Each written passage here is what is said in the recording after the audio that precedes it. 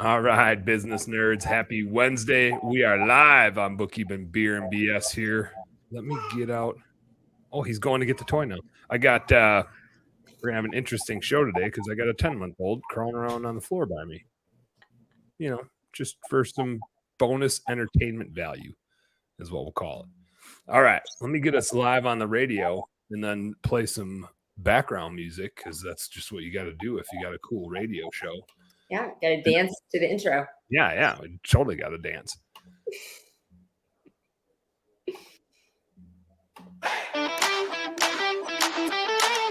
Now it's official. Now we got a radio show going. All right, business nerds, happy Wednesday afternoon. I'm Dan Plata, Home Service CFO. We got Angela Schroeder in the house. We got James Mansky in the house, and allegedly we're gonna have like 4 more people jumping on here too. We're gonna have quite the panel lineup today, which is good, especially good for today because I have a co-host. And if you're watching live, my co-host from the kitchen table, I got all my radio stuff here, and my co-host is down there just doing co-host stuff. I mean, at least he's like got some pans and he's banging around. Oh, my background thing is still turned on. That looks really funny when it catches something green. This background noise is going to be full of entertainment. Crosby banging around, but get it with the beat. Get it with the beat, man. Oh, he can't hear the music. That's right. Oh, well. All right. Oh, Michael Gregory jumping in.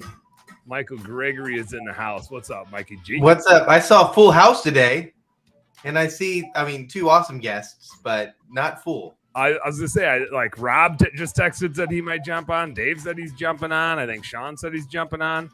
We're just getting started. I'm excited. I'm excited for this episode for one because I got my co-host Crosby in the house here, but also it's like a continuation of last week's episode. So last week's episode we were talking a bunch about core values and how to use them in a group interview and why group interviews can be super successful. So I'll say if you're catching this on the podcast later, go back and listen to the group interview one. I think these two are going to go together. I don't think it's going to matter which order you listen to them in.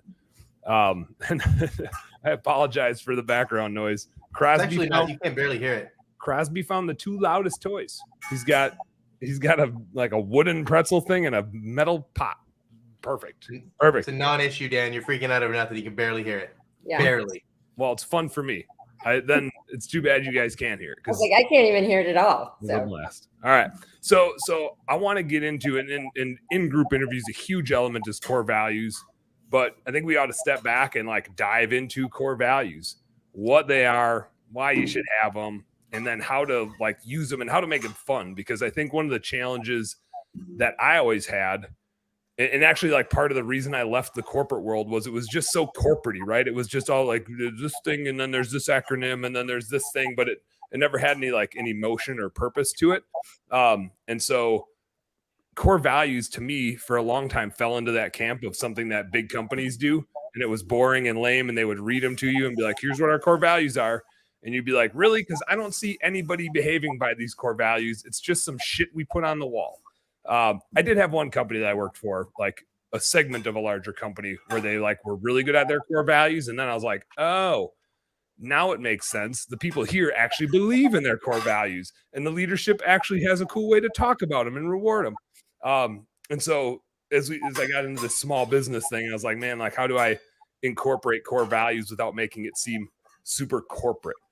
And so I want to talk a little bit about what your core values are and a little bit about why you need to have them. I'll get into some stories about how to use them and stuff like that. But just in the long story short of it is the core values are values that you already have. They're things that you already do that are important to you. And especially if you're a small business owner, your core values are already your core values. Your company's a reflection of you.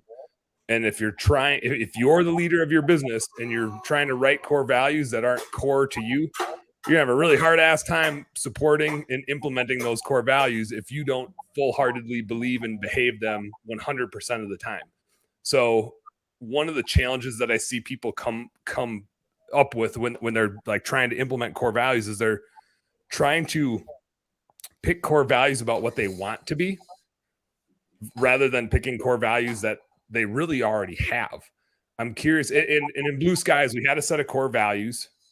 They were written by my predecessor, and it took me like 4 years to redo them. And I wondered why I was like kind of struggling getting the leadership under grasp. And then I realized they weren't my core values. Like, and the employees knew they weren't my core values. And they're like, why is it like, what is this core value? Like, you don't enforce that at all. And I was like, well, I don't believe in it. And I was like, oh, that's stupid to have a core value that I don't believe in, because then why the hell would you guys listen to me if I say to go do this thing when I don't even believe it, right? So I think the core values are not necessarily a thing that you just go out and choose. They already kind of chose you in a way. So I'm curious for you guys, James, Angela, Michael, how did you guys come up with your core values? Have you ever revised them? A, do you have core values? How did you get there? Do you ever revise them or anything like that? Yeah, I think you're right on that. Too many people make the mistake, and I've done it several times, of like, these are the ideal core values. Maybe these should be the core values for the industry or the business that I'm in. But it's really, like you said, what you value, what you already embody yourself. And I think I heard somebody present on it this way, of what disappoints you in other people. Like, you write a new core value, and I think you've said this on the show before.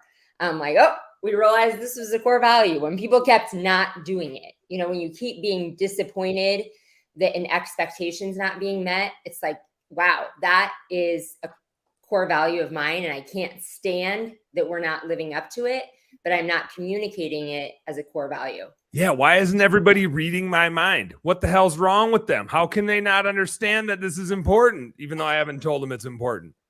Exactly. Yeah. So I think that's where they come from, of thinking like, what do I naturally uphold? And I expect other people to be like me, how I would treat the clients, how I treat people. How do I want everyone else to behave like me? I like it. Yeah, I'd piggyback on that too. Angela pretty much hit it on the nail on the head, but just what makes you different than all the competition too, right? What do you want your team to be like? How do you want to co-work together? How to represent yourself in front of clients? So it's all stuff that's important to you as a business owner. What, if you don't mind me asking, what are your guys' core values? How'd you like, is there any, Angela, I think you kind of hit on it with, things that would disappoint you in somebody else. Is that how you got to yours? What are yours? And are there any like stories behind it? I mean, for us, we're in the process.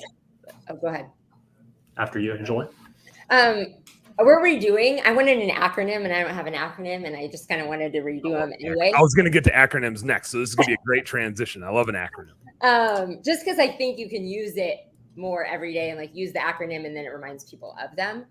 But yeah, it was things like remarkable client experience. And then we talk about that of like exceeding expectations. That's one of my big ones. Like, how are we surprising them with, and then there's another one that piggybacks on that, making everyday magic. And you're like Disney. I am, like, at events and everything.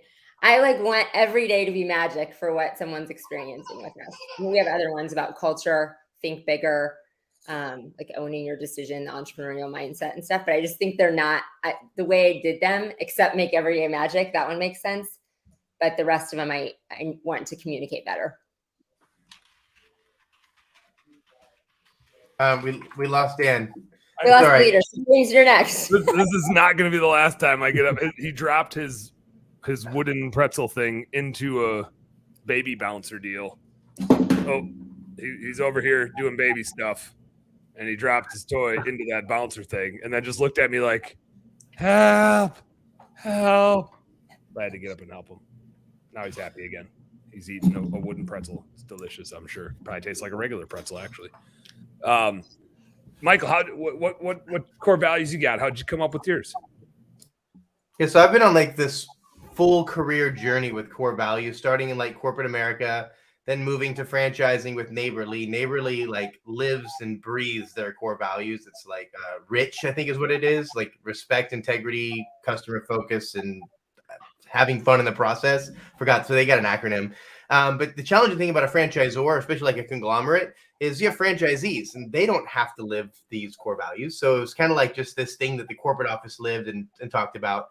And so it kind of made me think like, oh, it doesn't matter because the corporate office it didn't live the same way. So getting into Conquer, I heard coaches talk about it all the time and like really getting to see like small business and how important they are to it. So I've actually, like I said, been on this crazy journey. And I did give a plug in your Facebook page to Matt Clark and his group, Champion Pit Crew. It's a private group. He actually spent about 2 or 3 hours with us in 2020, maybe 21, just helping us create our core values. And what is it that it makes up everything you guys said, like what differentiates you, who are you and as an individual, as a company.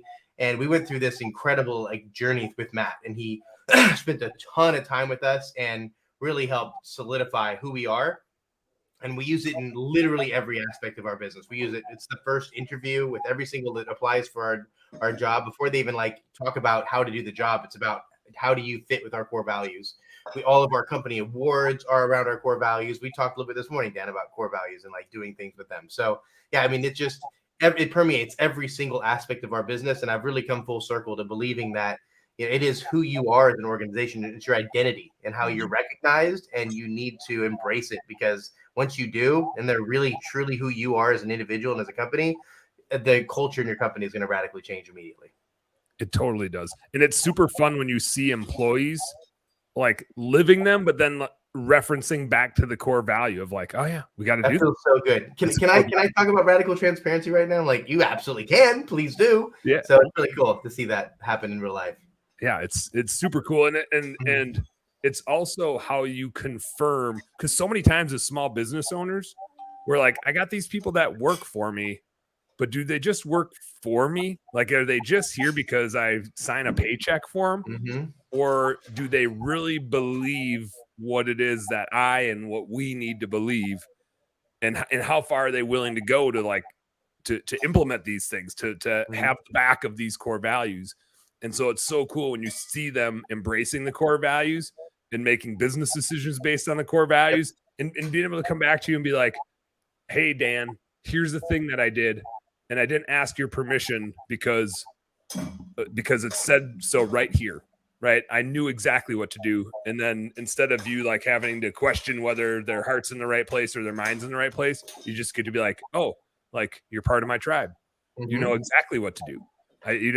You even knew not to bug me about it because you knew exactly what to do, right? Which as a business owner is, thank God, when they can do that and go make big decisions without you. It's like, oh, like you don't need me to do everything around here. Like, hallelujah, right? Like we can't grow a business with just me. That's not going to go very far.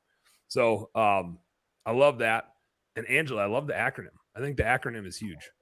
Well, partially because I'm a numbers person.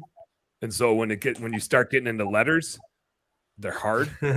You have an acronym, right? Yeah, exactly. You need an acronym, especially if you're a numbers person. You need an acronym because it's like the simpler, the better. So we got ours is PLOW, because for a long time our mantra was we're plow horses and not show horses.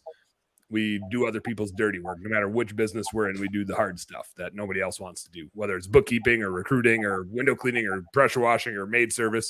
We've always been in businesses where we're doing like the behind the scenes dirty stuff that gets delegated by a homeowner or business owner. So we always have said we're plow horses, not show horses. And so PLOW became our acronym.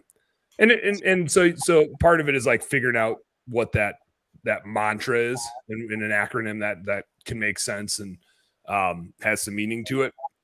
But then each core value kind of has to have its own story. And I talked about that with group interviewing of how we got to those core values. And Angela, you hit it on the head because you've heard me tell the story about Tony so many times of like, this guy is here and I just don't know why he's here. And I know we need to fire him. I just don't have a great way to fire him. But I know that he doesn't fit, and it was just because we weren't living our. And I'll get to like the how to use them, and there's something in there with hiring and firing, obviously. But it was just like, man, this dude didn't fit, and it was because we weren't like steadfast on our core values. And positive attitude at the time wasn't a core value of ours. Extreme frugality was, Well, that was a weird core value that I was like, that just seems weird. Like, how do we make good investments if we're extremely frugal? But for a long time, it was like the necessity of where our business was at when we first started. And again, it wasn't my core value. It was like a core value I adopted, but I never believed in it. And so it was just like, eventually I was like, oh, this core value just doesn't make any sense to me. But I'm sitting here promoting it as if it were mine because it's part of the company I took over. So at some point, it was just like this slap in the face. Actually, Michael, back to Conquer, Coach Kedma was my coach. And so we were talking about core values, and I was digging in, and that was the catalyst.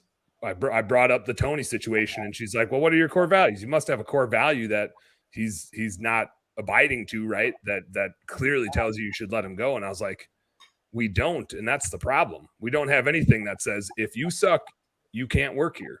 We didn't have that core value. So now we named it positive attitude because it fit with our PLOW acronym. But it took me like 3 or 4 years of running the business to actually realize our core values weren't my core values.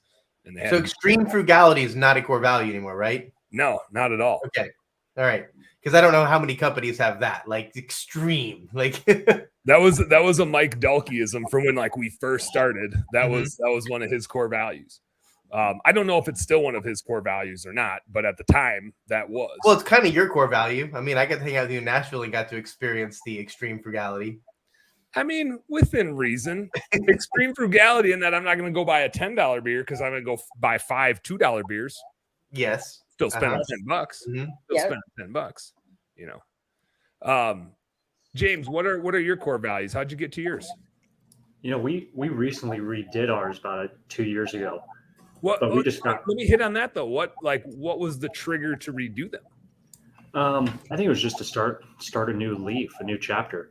And they weren't really stuff that we were doing internally that applied to us, if that makes sense. We set them up so many years ago that they really didn't list our strengths or anything anymore. So we switched them and we changed them to things that applied just to our business. And that's something that when people are setting up their core values, it's not what you find in a dictionary. It's how it defines you and your team in your specific industry.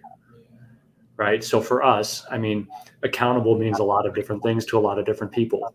But for us, it's maintaining prompt schedules as a team, getting jobs completed in a timely fashion. So it's just internally what we consider accountability, if that makes sense. Yeah. Usually you've got like the word and then a definition after it. When you like write it out, it's like, here's the word. And here's exactly what we're trying to get at with that one. Exactly. You can cover some ground. Crosby wants to say hi. Say something, Crosby. No, don't eat the microphone. It's not food. I picked him up. And we've got these like toy food things all over the place.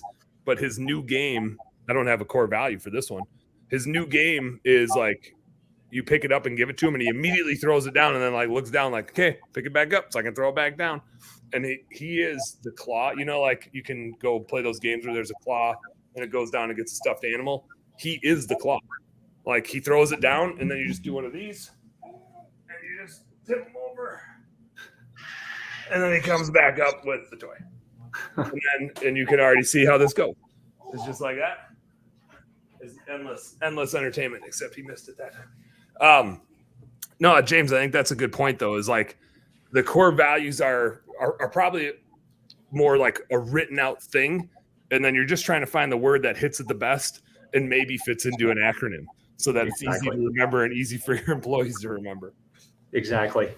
And one big thing I was going to let you guys know before, so I've got to go in for an expert witness on a court case here with a customer of ours. So I got to leave here in about 5 minutes, but that'll be interesting. Yeah, it's going to be fun, waste of time, but it's still good. I'm helping out a customer.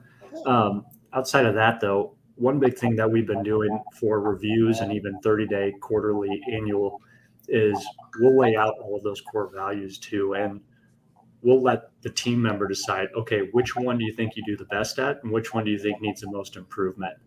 And let them decide. Yeah. So instead of us going to them and like, hey, you know what? You're not so results oriented or timely or whatever your core value is, let them tell you which one they need to improve on the most. And then how do you improve it over the next quarter or month or year. Yeah. Yeah, I like that. That kind of gets to how to use them again. That being employee reviews. Let's do this. I'm gonna play a little background music. I'm gonna go to a little commercial break because that's what we got to do. We'll come back. James has got to go to court and be an expert witness or something like that because he's just that kind of guy. He's just got to go represent. We'll be back with some more core value stuff on Bookkeeping Beer and BS right here on Turfs Up Radio. Don't go nowhere.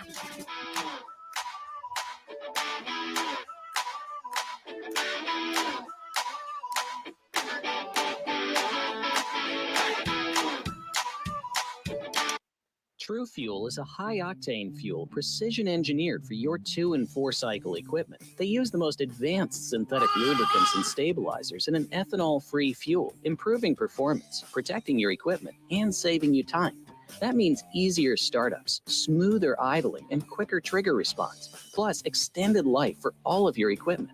True Fuel is ready to use and easy to store, helping your operations be more efficient and reducing maintenance costs. We at Turfs Up use True Fuel because we know it works and we know it's the best option. Check out TrueFuel50.com to learn more. That's TrueFuel50.com. You're listening to Turfs Up Radio, the only radio station of its kind dedicated to the green industry. Now you can even ask Alexa to tune you in when you're home. Are outdated spreadsheets and whiteboard scheduling costing you jobs? Or is a lack of consistency between crews causing your bids to differ from job to job? Or worse, delaying critical invoices and payments? Crew Control offers all-in-one business management solutions fit for every trade. From bidding and scheduling to invoicing and integrating payments, Crew Control provides real-time visibility into your crew's efficiency, whether you're in the field, in the office, or even on vacation. Manage your crews more effectively and improve business performance with Crew Control. Start your free trial today at crewcontrol.com.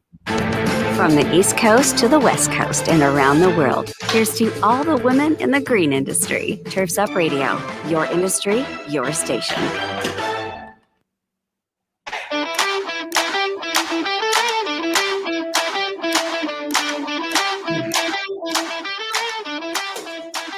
I just learned a new thing, which is when you go off the screen, your microphone is still on. Michael, I think you either coughed or sneezed, and I was just like, it couldn't have been Angela because it just definitely wasn't Angela's vocal cords. Definitely coughed. I was like, what are you talking about? Yep, definitely coughed. Yeah, it was like something happened. Something happened somewhere. When I'm not, I just don't want to be people seeing this when I'm just going back and forth screen to screen. I like to be focused. I decided nobody wants to watch me during a commercial break, so I just got Crosby on the cam here. That's awesome. He's just doing sweet shit over there.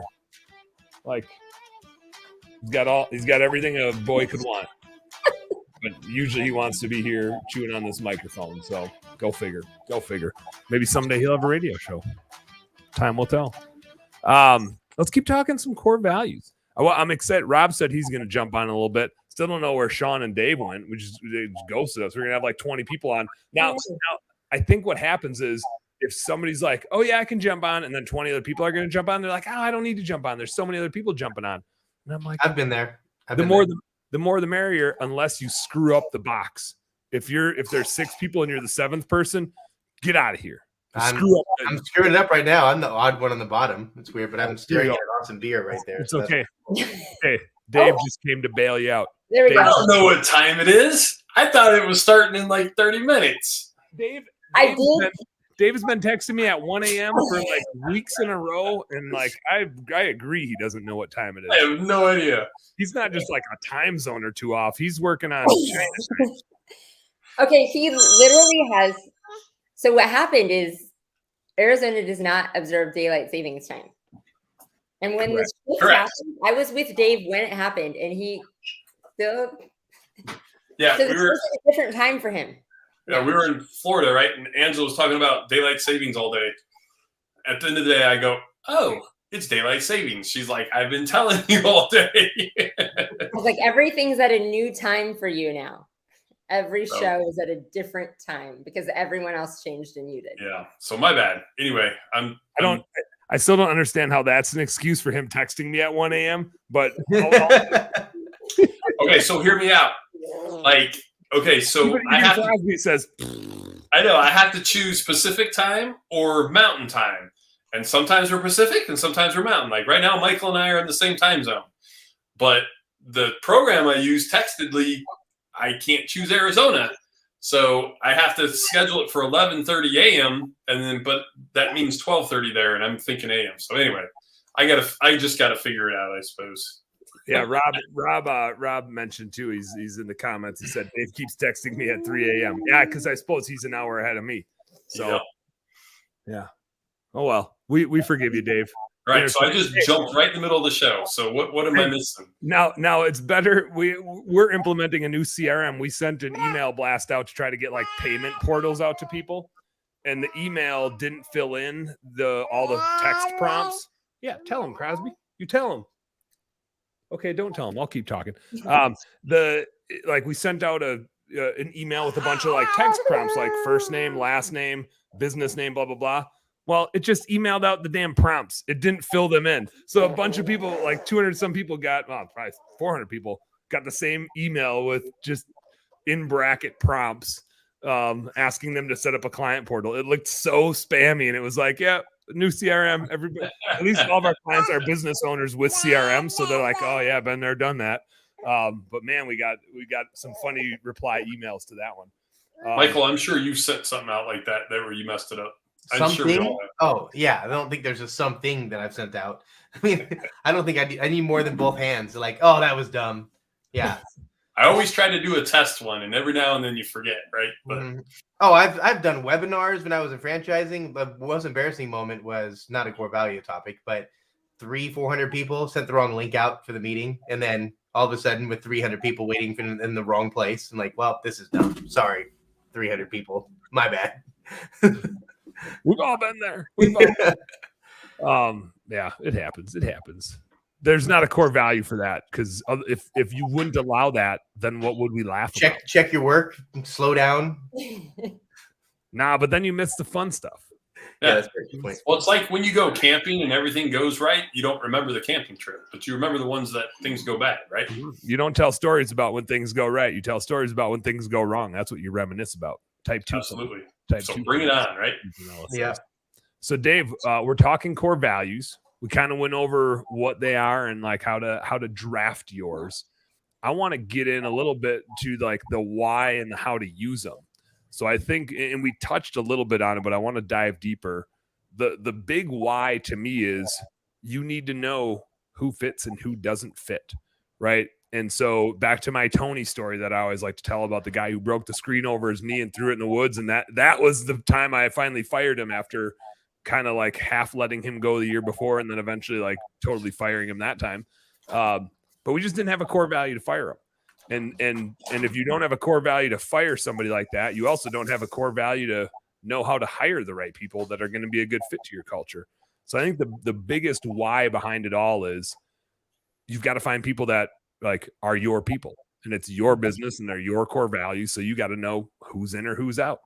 I'm curious, Dave, Michael, Angela, have you guys ever had any like clear not fits where you're like, this person doesn't fit in here, but I don't know why, or I don't know what to do about it? Have you ever had one of those where you're like, gosh, I guess we're just like missing a core value, or maybe you were like me and we're just oblivious to it for 2 years until you're like, oh, We just had a real big one recently. And I was even on this show, and I told you guys we paid a real big bonus to a guy that was like the right guy. I didn't do the process, but he was wanting to hold on to like some unemployment from another company and work for a company for cash. And we're like, wait a minute, I'm not sure that these guys' ethics are where our ethics and morals are, right? It's not the same values as us. And I wasn't in a lot of the process, but I was in enough of it that I should have spoke up and said, hey, let's not hire this guy, right? So we hired him, and he didn't work out. And then now it's busy window cleaning season back in Minnesota, where he's from. And he somehow took a family vacation to go help his dad, and of course never came back. And we're like, You knew it. You knew it. You just needed to make sure you knew it. Knew it. And it was like, we knew it. Every one of us knew it. Like, we said that in the office. Like, we're the idiots, man. Should not have hired that guy. So, it sucks. Like, but I guess you learn more from your mistakes than your successes sometimes, right? I need to this JC, people that you JC, I'm gonna. This is totally a JC topic. So JC, I think you're still watching. I'm gonna shoot you a link on Facebook here so you can jump on. that's funny. So we have a 3-step interview process internally that Matt again helped us create. So we have our job ad. We call it this 10-second overview, which is like a 10-second really quick what the job's about. And then we do the roles and responsibilities so people can see exactly what the job is. The first interview that we go through is with our admin director, Jay. You met her, Dan. She doesn't ask anything about the job. She didn't care about the job. She asks questions specifically about our core values. So radical transparency, passion, reliable, fun. And she asked questions like, tell us a time that you had to like be honest and tell a really hard truth to a boss or a coworker and it was difficult for you. And if they answer the question like, oh, I could never ever tell my boss something that they were doing wrong or disagree with them, I could never do that. That's you're not in line with our core values. So we ask about those things specifically with our core values. You're not in line with our core values. So we ask feedback, JC. There we go.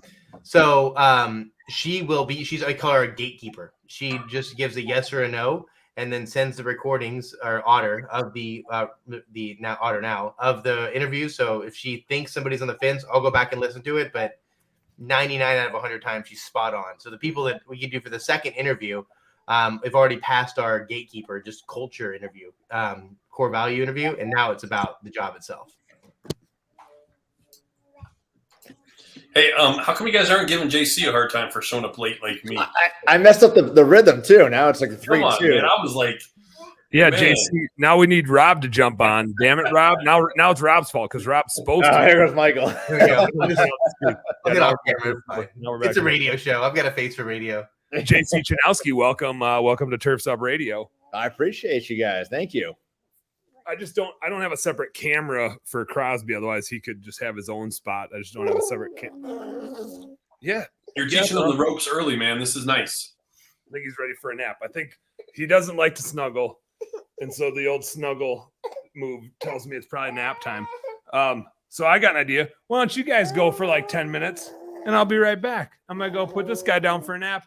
Sounds good. Take her away. And make sure you mute your microphone. JC, see. why don't you lead the show since you're brand new here? There you go, JC. Yeah. Hey, I mean, I love talking about culture, so we can talk all things culture. This is a great topic, and the thing about culture is you're going to have culture regardless. So why not be intentional with your culture? And for the guys that are just starting their companies, it's something you really need to think about as you're building your company, because as you're doing the hiring, you need to figure out what your culture is going to be. Ours is fun. I like to have fun. And just because it's a job doesn't mean you can't have fun with your culture, because as long as everybody's being safe and the mission is getting complete, why not have fun? I know when I'm on a job and I'm having more fun doing it, like I'm going to want to come back the next day. It's not like I have to be there. I want to be back there. So it's just real important to be intentional with your culture and everything you do and being like impactful and 24/7, because we all know as business owners, whether it's early on or even throughout the stages, we sometimes wear our emotions on the sleeves, and that's where things go wrong. Because if you're coming in on a Monday and everybody knows that JC's gonna be pissed off on a Monday because it's Monday, things are gonna go wrong. We just lost 2 jobs, a technician called out, a machine's broken. They're not gonna be able to want to approach you. So they know automatically, like, all right, Mondays is just bad culture day because JC's pissed off. So it's important to be able to keep your emotions in check when you step through that door, so that you are approachable, you are setting the example, so that everybody knows, like, hey, like, we're here to be happy. We want to inspire people, and we want this to be a good day. We want everybody to feel at home when you come here. And Michael, I love how you call everybody a tribe. I use the word family, but use the word tribe. But it's important for them to feel wanted and feel valued to be part of that company. Yeah. Thanks, JC. I love that. Yeah, we're a tribe, man. We're all in it together.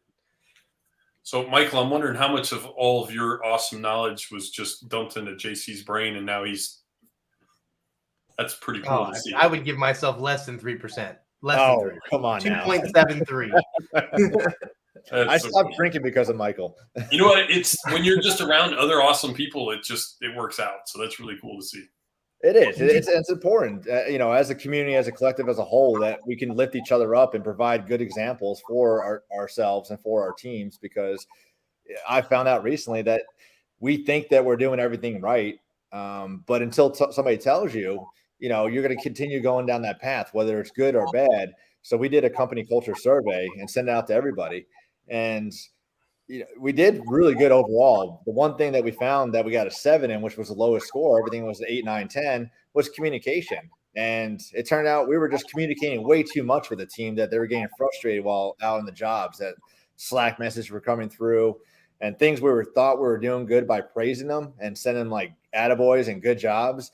They're like, we don't want that. Like, that's great. You can tell us in the morning or at team meetings, but like, just leave that away for while we're on the job, so that if it's an important message, we know that we need to look at it. So without doing that survey, we would have known that, and they just would have kept getting quietly frustrated, and then eventually turned that culture, just a little bit worse and negative. You'd have been like, they're not noticing it. We need to double down. We need to keep pouring it on. Yeah. Get intercoms in the truck. Tell the guys, when I send you a Slack, you must reply immediately. Oh, Rob's trying to get in. Let's leave this out. Where is he? Oh, there he is. There he is. There he is. I was like, dude, I popped in like watching it, and it's changed, and then like then Michael disappears and like burps off stage, and then all of a sudden Dave pops in out of nowhere, and then I get on here and Dan's gone. It's like what is happening? Dan has changed into JC. We have now hit equilibrium. It's a murder mystery. Michael just jumped out to be that. It's fine. I'm sorry. It's like Clue, except it's just. It would be funnier if every time you left, you became a different position. That'd be cool. Ooh, yeah, a little musical chair. Somebody would have taken over Dan's spot, and he'd be annoyed because he wasn't top left. Oh yeah. Am I always top left? Am I top left in your guys' too? Yes, you're always your bottom for me. Oh. Dave's just in a wrong time zone, so he doesn't know what's going on. Bullshit. I wasn't talking about where I was in your list of like A to F clients, Dave. I wasn't talking about that list. I was talking about where I am on your screen. Oh. So what did I miss? What did I miss besides JC's the culture man? Dropping bombs, nuggets. You missed it all. Oh, we got cultures figured You out. have to watch the replay. I have to go back and listen. If only you knew how to watch podcasts. I do want to get to and I'm gonna hit a quick commercial break here, and we'll come back and bring it on home. But I want to get to cool ways to do stuff with our core values. Like I said, one of my challenges with even like using ours, and this has been up until very recently, is it felt so corporate to me, and it felt like I'd be like, okay, guys, here's our core values, and I'm going to put them on a slide, and I'm going to read them to you so that you all know what they are, except I don't have a way to like make it interesting. I'm just reading you our shit. And so I want to talk about cool ways to use our core values that don't feel corporate. And so it doesn't need to be an annoying thing. It can be a really fun, cool thing to have in our business. So with that said, I should have been doing this like the whole time I was talking there, but I'm not a good show host, so I forget to play the music while I'm trying to like fade myself out. But we'll be back with a little more bookkeeping beer on BS on Turfs Up Radio. See you in a minute.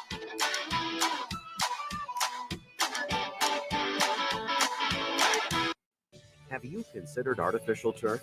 It's great for areas with high precipitation, which means no mud after a heavy rain and no more mowing wet grass. Today's artificial turf is made using recycled materials and helps to reduce water consumption in areas of drought. Turf Envy's artificial turf is constructed of quality raw materials, safe for pets, humans, and our environment. With decades of experience, our staff can help with support, training, and product education to give you confidence when estimating a project for a potential customer. Learn more at turfenvyusa.com today. You're listening to Turfs Up Radio, the only radio station of its kind dedicated to the green industry. Turfs Up Radio, your industry, your station. Hey, Hey, everybody, Wayne Voles, the Prophet, your host of Profit Time here on Turfs Up Radio. If you listen to my show, you know I'm all about profit. As an industry, profit is something we fail to meet most of the time. If you're working hard but not seeing the results that you deserve, Profits Unlimited is here to help. We offer processes and systems designed specifically to make your company more successful, more profitable, and certainly more efficient. When you're ready to take your company to the next level, reach out to me at profitsareus.com. That's profitsareus.com. And don't forget to turn into Profit Time every Monday, Wednesday, and Friday at 10 a.m. Are you a military family with a spouse on deployment away from home? Did you know that nonprofit Project Evergreen has thousands of volunteers across the country ready to help military families with lawn, landscape, and snow removal services? We call it Green Care and Snow Care for troops. If you are a military family and would like to receive this free service, or if you'd like to volunteer to help, visit projectevergreen.org. Project Evergreen, creating a greener, healthier, cooler Earth, 1 yard at a time.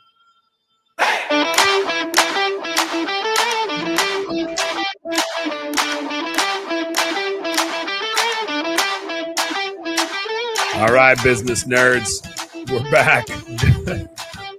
Well, I dipped out. Jairus dipped in and is like, where's Dan? Like, Dan's not on his own show. I actually thought about just being like, hey, somebody else just want to like host the show for me today?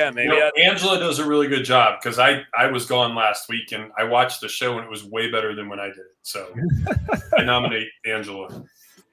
I was gonna go that route. She's more reliable than I am, so it would have been a good fit. But hey, we made it. It's interesting trying to host a radio show.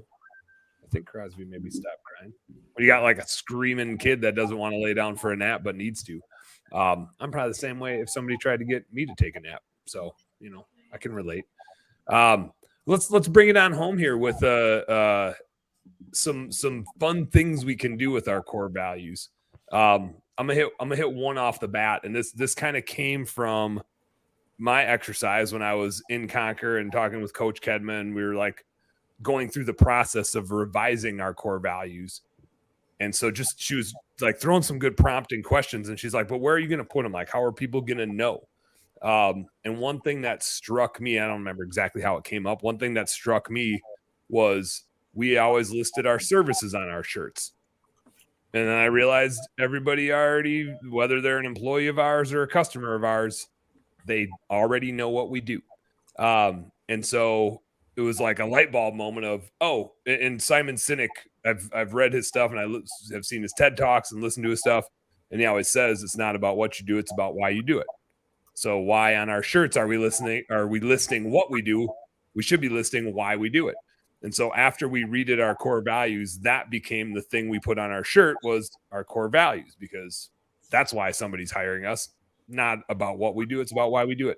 It also creates a cool dialogue at the client's house of, hey, like, what's this, right? Like, this is why you hired us, for these core values. This is what we believe in. And we put it on the back of our shirts so that the employee is putting their shirt on. They get to see that every day. And so I think that's just super important. They get to like the reminder of why they're showing up for us every single day. So that was a fun thing we did just to incorporate it, in a unique sort of way. I love that. That's awesome. Feel free. Anybody that feel free. Take that one. That's a good one. JC will just have a Cape Fear sticker with everything on it. No, can I just buy some of your shirts and put my name on the back of it? Yeah. Cheaper. You're in the shirt business, Dan. There you go. I visited powerwash.com so Mike Hinderleiter's spot, and they had like full size like posters, but like canvas ones that JC probably remembers it when we were in middle school, and we had like the No Fear poster or like the folders and stuff back in the day. Like they just totally reminded me of that, and they were really well done. They were badass. And then what they do with their different locations is, and this might work well for you, Dan, and quite frankly for Dave, but it was either 4 or 5 core values that are like all locations, and then each satellite location has another one that's like their own special pin that's like, we're Dallas, we're whatever area. So if you've got different locations, they can kind of use that to just say, oh, well, this isn't just, I worked at Verizon. Verizon had one set of core values. Like we could have had something to make us different in our call center versus another one. So I dig it. Michael, you said earlier you have different awards and stuff tied to your core values. What do you got? What'd you come up with? Yeah, so same thing: transparency, reliable, passion, and fun. So going backwards, fun. As I heard JC is one of his as well. We have one of our employees that sister lives in Japan. She's in the Philippines and spent 2 months in Japan. And every single week we just send photos of doing the tea parties and frolicking around late night Japan nightlife. Just really, really cool experience. So of course she won the fun award. Reliable, just somebody that just always shows up to help other team members out. And so we recognize them on our company meetings and give an award, cash award out to everybody that wins those things. So every single core value has an award tied to it, and we talk about them at every single meeting, and then the annual award, like the big one that happens at Christmas. So just public recognition goes a long way, especially when you can use it with your core values. I love that. I got to apply that. I'm going to text Liz now. So I'll say we have one similar to fun, but it's shenanigans. That does sound. Shenanigans. like getting all the costumes, doing whatever nonsense. We're at a home show and I'm sitting in the booth for like 5 minutes and I'm like, nah, screw it. I'm putting on the Grinch costume. I'm hopping in the hot tub. I'm stealing somebody's rubber ducky. I'm like putting my head through like the building contractors' windows and stuff. And then I ended up wrestling another mascot. I didn't know who was in there, and they kind of like win? body. No, Sherman the Shorebirds guy got a little intense, and it was like, all right.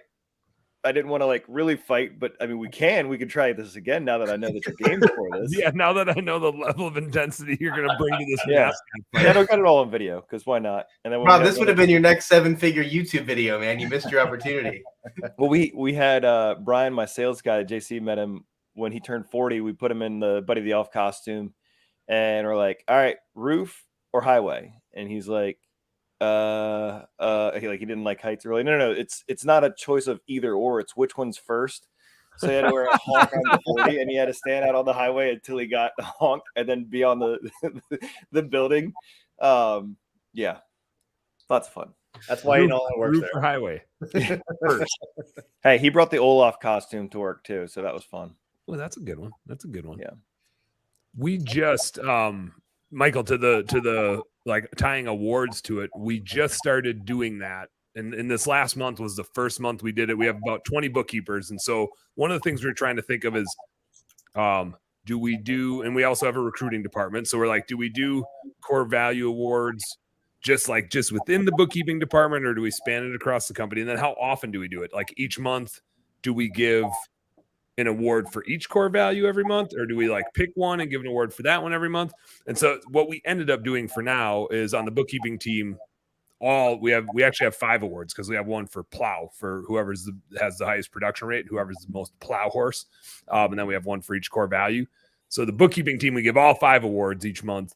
The recruiting team will pick one and do that every single month because there's less than half the amount of people on the recruiting team, but because I'm going to say goofball because it's hard to call yourself a total dumbass, but because I'm such a goofball, so like really not that difficult.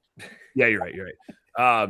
But dumbass doesn't quite hit it home. Goofball is the best thing I can come up with. But for positive attitude, we decided not to call it the Positive Attitude Award. We decided to call it the Richard Simmons Award. And so our employee gets a sticker with Richard Simmons' face on it.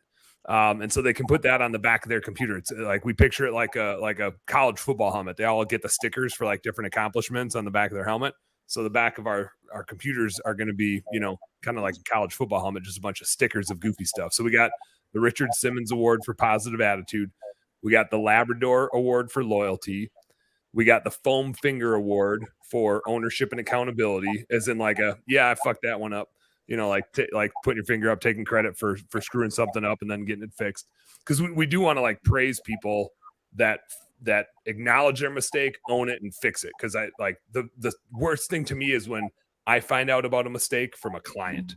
That sucks. It's like, God, why didn't you guys just tell me? It would have been so different if we would have caught it. But We now turned that into one of our interview questions. Tell me a time when you did something wrong and you actually took responsibility for it. Like that. man, these millennials, they don't ever want to take responsibility, right? No, it's so easy to like hide from it. I'm just like, man, it's so bad if we find something out from a client. It sucks, right? If we figure it out and we can go back and say, hey, we found an error. Here's what we screwed up. Here's how we're going to fix it. That feels a hell of a lot different than them feeling like we were trying to hide something, right? And so they have to own it, or they're just not going to fit in here. And our last one is We Serve, and it's the Silver Platter Award because we believe in servant leadership. And so we've got a sticker for each one of these. And then they get a sticker and they get a $15 gift card for each award. And then, again, just me being a dumbass, goofball, they get something that is totally useless. And this is my favorite part. And they love this.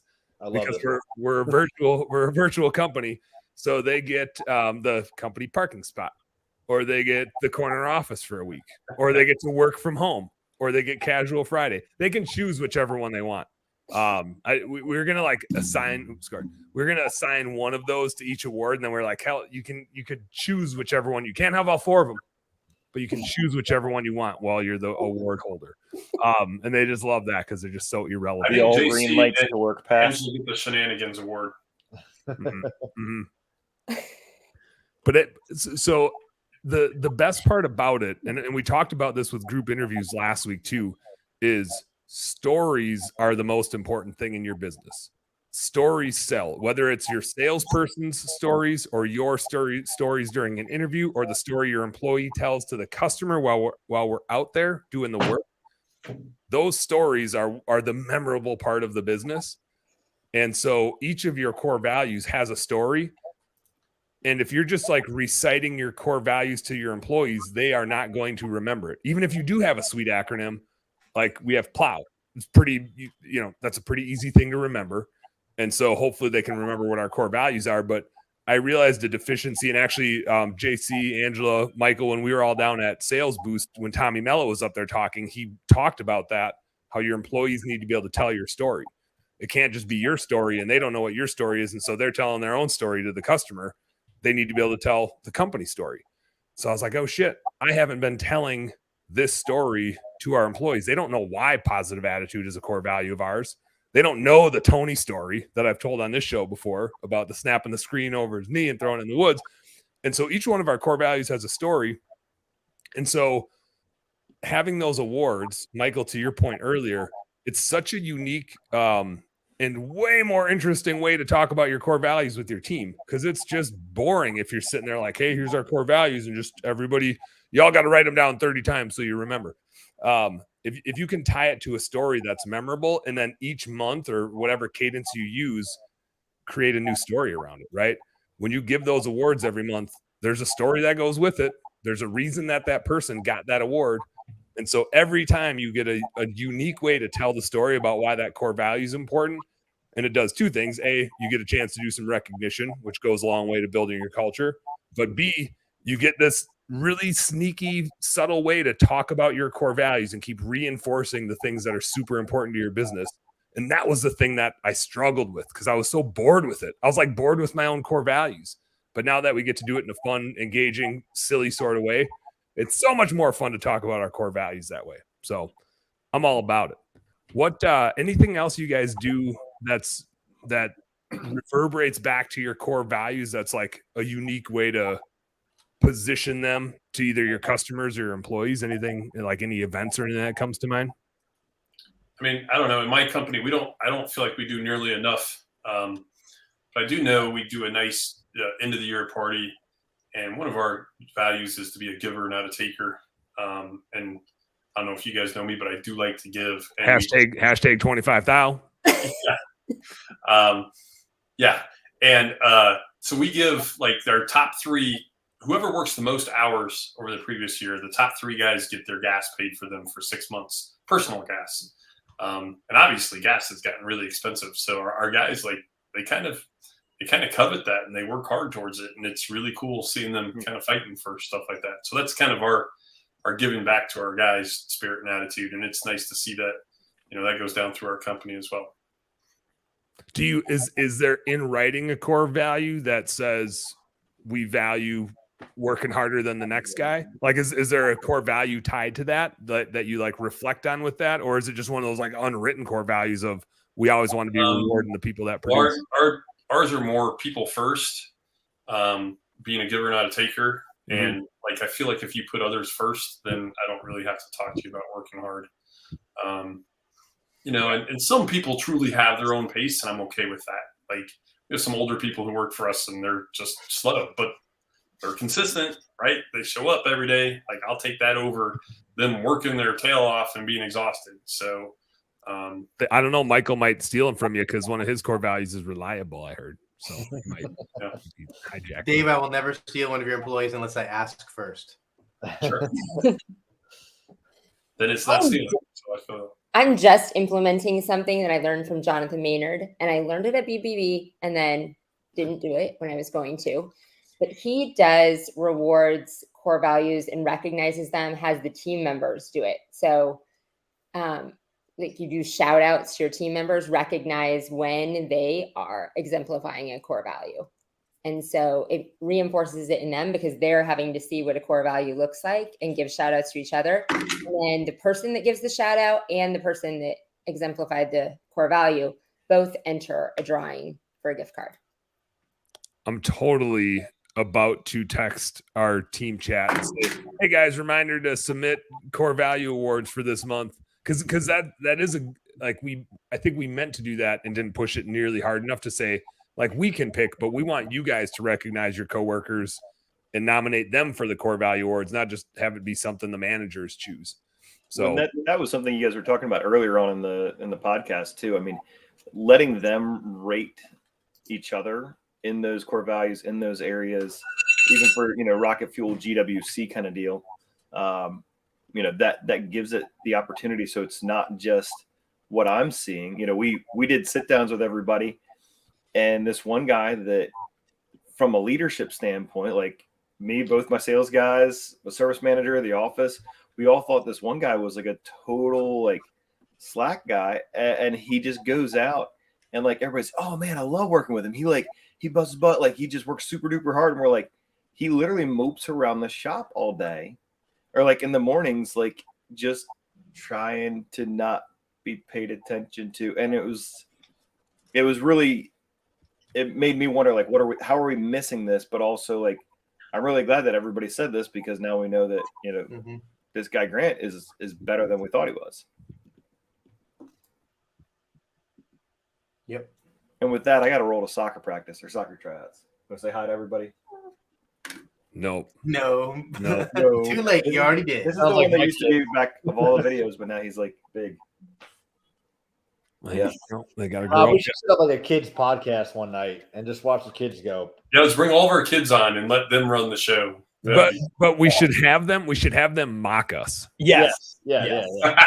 I would have actually, quite frankly, you'd need this wouldn't be long enough. JC's two daughters, my wife would want to be on there too to do their impressions of me. This would be like, this is an epic idea, Dan. Yeah, we're all just gonna tune in live from our phones and watch them go nuts. I feel like Ronnie, you guys say that. I had my son for the first time ever last night mimic me and my wife, and it was hilarious. Oh God, yeah. You're like, how long have you been saving that up? Yeah. All right, guys. Well, thanks for hanging out. Appreciate all you, Angela, Michael, Dave, JC. Thanks for jumping on. Welcome to the Turfs Up Show, Rob. As always, thank you for jumping on. Wait. I gotta do the thing. Hold on. I gotta keep talking while you exit. But no, it's so hard to do because I'm a man. I can only do one thing at once. You know how it is. We'll be back live tonight. I got Ryan from Service Legends on the show. I think. Nice. Talking about here's my son mimicking marketing stuff. I reckon. What do you got there, Dave? What you got? My son mimicking me. Nice. Oh, yeah. He's like, you're in trouble. Your business is losing money. It looked like he was working way harder. He looked like he was working hard, though. All right, guys. Thanks for tuning in. Oh, the camera's over here. It's not up here. I'm so disorganized in this kitchen of mine. You guys know what to do. Work smarter and harder. Go earn some everybody. We'll see you tonight on the late night show.